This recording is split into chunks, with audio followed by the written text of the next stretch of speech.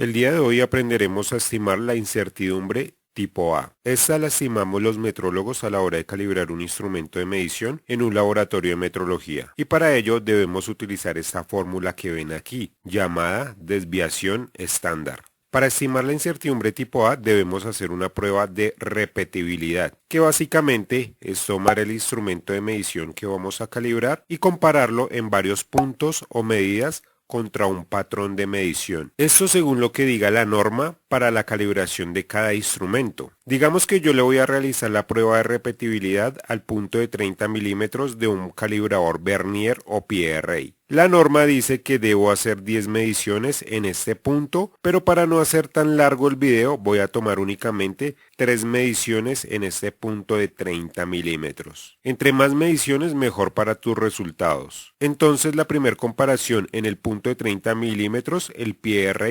arrojó una medida de 30,5 milímetros. La segunda comparación, el PRA arrojó una medida de 30,3 milímetros. Y la tercera comparación, el PRA arrojó una medida de 30,4 milímetros. Y resulta que nuestro instrumento de medición en las tres comparaciones midió lo siguiente: 30,5 milímetros, 30,3 milímetros, 30,4 milímetros. Te pregunto, ¿qué valor elegirías tú de esos tres valores? No puedes escogerlos todos. ¿Cuál representa la comparación que acabas de hacer? ¿El primer dato, el segundo dato o el tercer dato? Alguien dijo, pues muy fácil, aquí se realiza un promedio y listo. ¿Y cómo se calcula el promedio? Muy fácil. Suma los valores que tienes y ese valor que te da esa suma lo divides en la cantidad de datos, que en esta ocasión son 3 datos. Y listo, te da el promedio.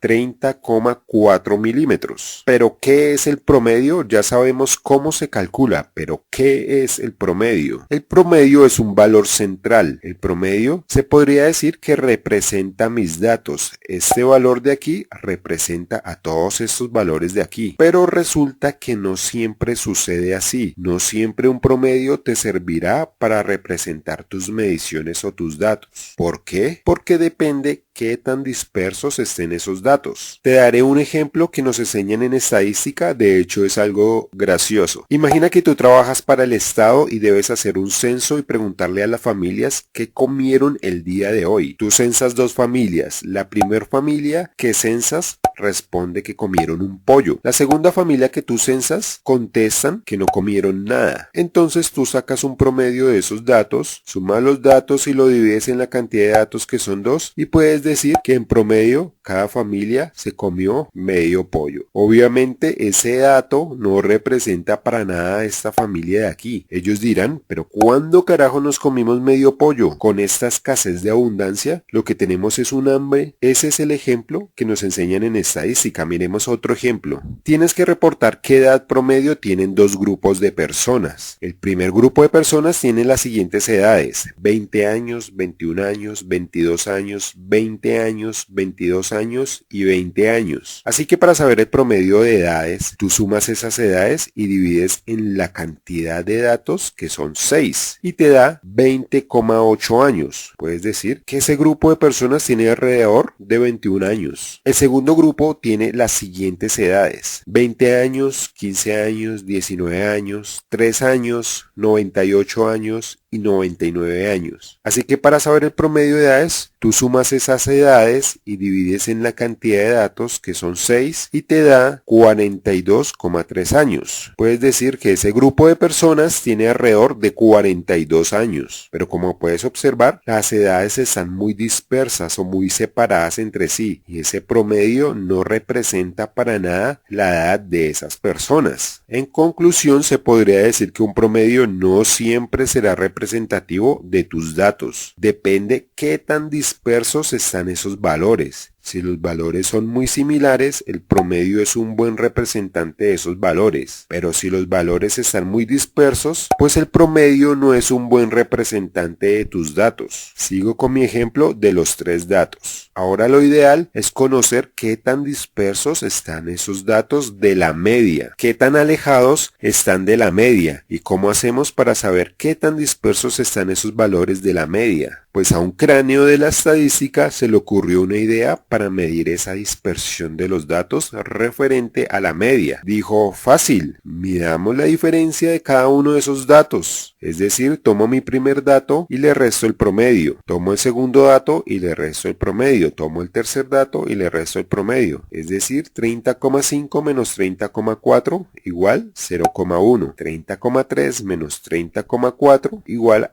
menos 0,1. 30,4 menos 30,4 igual a 0. Y ya tenemos las desviaciones de cada uno de los datos referente a la media. El primer dato está desviado 0,1. El segundo dato menos 0,1. El tercer dato no tiene desviación. Pero necesito solo un valor para representar esa desviación. Necesitamos un solo valor general que represente la desviación de todos los datos. Entonces alguien dijo, saquémosle un promedio a esas desviaciones. Y listo, así de fácil. Así que sumamos esos tres valores y lo dividimos entre 3. Pero al hacer esa operación resulta que nos da 0. ¡Qué barbaridad! ¿Pero qué ha pasado? Como este número es positivo y este es negativo, se cancelan. No nos sirve esta operación, ya que hay números negativos. La idea es que no hayan números negativos para poder operar y que nos dé un resultado congruente. ¿Qué hacer frente a este caso? Y resulta que eso ocurre en todos los datos que tú quieras sacarle el promedio y restar la desviación referente al promedio. Pasa igual, siempre te va a dar 0. ¿Qué hacer frente a este caso? En ese mismo dilema se encontraban los matemáticos de ese entonces. La solución a la que llegaron fue elevar esas diferencias al cuadrado. ¿Por qué elevar al cuadrado? No sé si recuerdan las propiedades de la potenciación en el colegio, donde nos decían que un número elevado al cuadrado siempre nos daría un valor positivo. Pues eso es justo lo que realizaron estos cráneos de la matemática. Elevo esas diferencias al cuadrado para no tener en cuenta los signos y listo. ¡Qué genialidad! Y divido sobre el número de datos menos 1. Y ustedes se preguntarán, ¿por qué dividir entre el número de datos menos 1? ¿Por qué menos 1? Luego un promedio no se calculaba dividiendo únicamente entre el número de datos, porque ahora tenemos que restarle 1 al número de datos. Bien, para comprender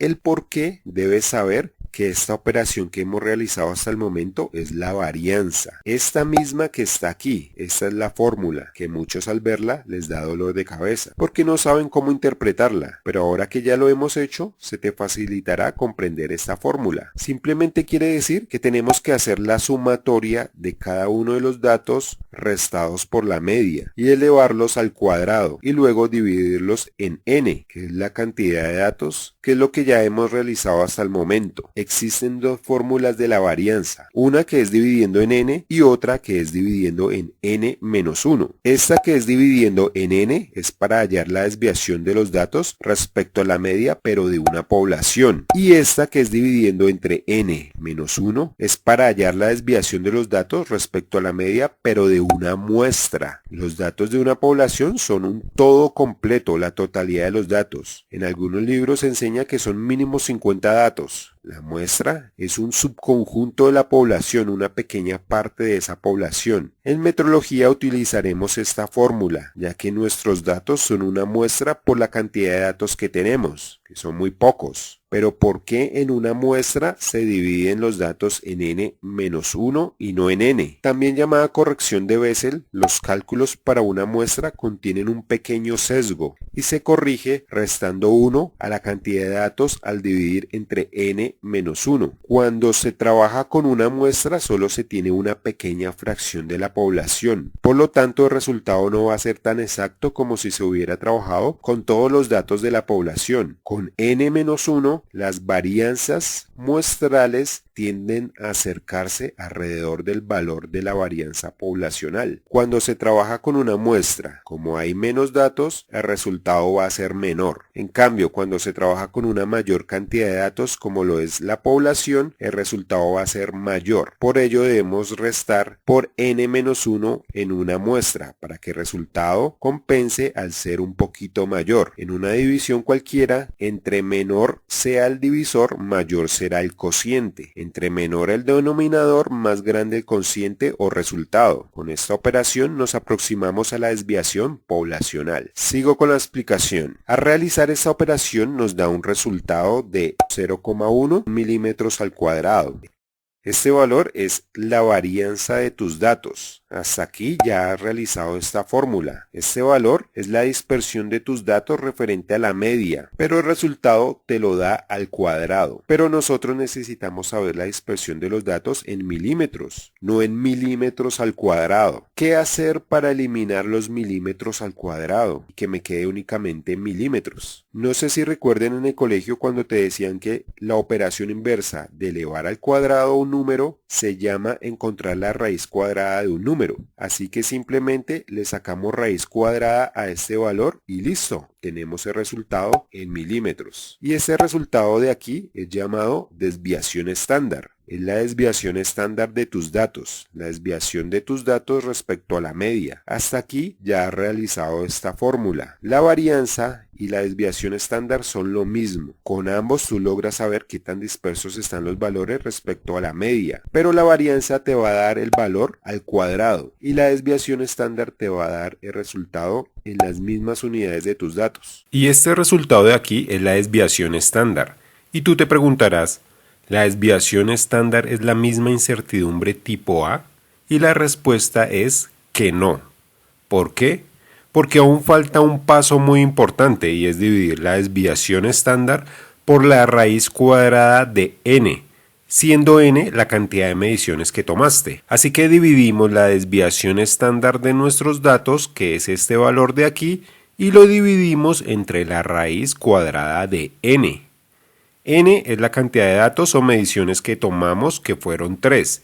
Si tú tomas más cantidad de mediciones, pues lo reemplazas aquí. Y nuestro resultado es... Esta sí es nuestra incertidumbre tipo A. La incertidumbre tipo A, en pocas palabras, es simplemente la desviación estándar de tus datos dividido en la raíz cuadrada de la cantidad de datos o mediciones que tomaste. Pero ¿por qué la desviación estándar se debe dividir por la raíz cuadrada de n? Aquí es donde entra en juego el error estándar de la media. El error estándar de la media se calcula dividiendo la desviación estándar de la muestra por la raíz cuadrada del número de observaciones. La división por la raíz cuadrada de n es crucial porque refleja cómo el tamaño de la muestra afecta la precisión de nuestra estimación de la media poblacional. Un tamaño de muestra mayor proporcionará una estimación más precisa, menos dispersa, de la media poblacional, lo cual es intuitivamente satisfactorio. Cuando más datos tengamos, mejor será nuestra estimación.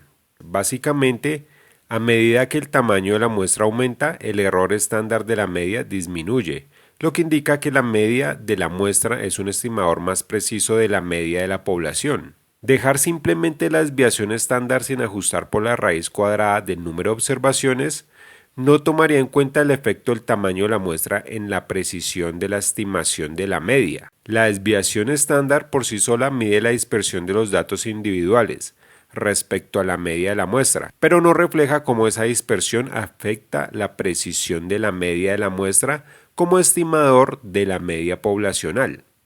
La razón fundamental para ajustar la desviación estándar con la raíz cuadrada de n es reconocer que, aunque la variabilidad de los datos individuales es importante, la precisión de la estimación de la media mejora con muestras más grandes. Sin este ajuste, sobreestimaríamos la incertidumbre asociada con nuestras estimaciones de la media poblacional, ignorando cómo el incremento en el tamaño de la muestra reduce esta incertidumbre.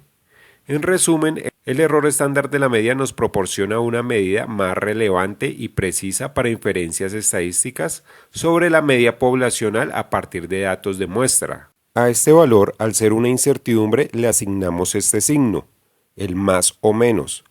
Esto significa que basado en nuestras 3 mediciones, estamos bastante seguros de que nuestra calibración en el punto de 30 milímetros, nuestro instrumento de medición está midiendo realmente 30,4 milímetros, más o menos 0,06 milímetros.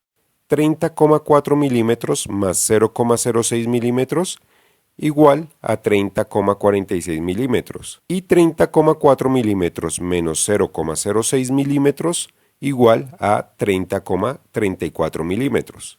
La longitud real del instrumento de medición está entre 30,34 milímetros y 30,46 milímetros. Entre este intervalo está la medida, así que nuestro instrumento de medición puede estar midiendo 30,4 milímetros, también puede estar midiendo 30,34 milímetros. O también puede estar midiendo 30,46 milímetros. Pero también puede estar midiendo aquí, o aquí, o aquí, es decir, entre este intervalo. Al inicio queríamos comparar nuestro instrumento de medición contra un patrón para saber qué desviación tenía en el punto de 30 milímetros. Podemos decir que en nuestra prueba de repetibilidad el equipo, cuando debería estar midiendo 30 milímetros, realmente está midiendo 30,4 milímetros. Pero como las medidas varían, tenemos una incertidumbre o duda frente a este dato que estamos reportando. Y la duda es de más o menos 0,06 milímetros. De esta manera se estima la incertidumbre tipo A. Pero un metrólogo no solo estima la incertidumbre tipo A en un laboratorio de metrología, también estima la incertidumbre tipo B, que la veremos en un próximo video.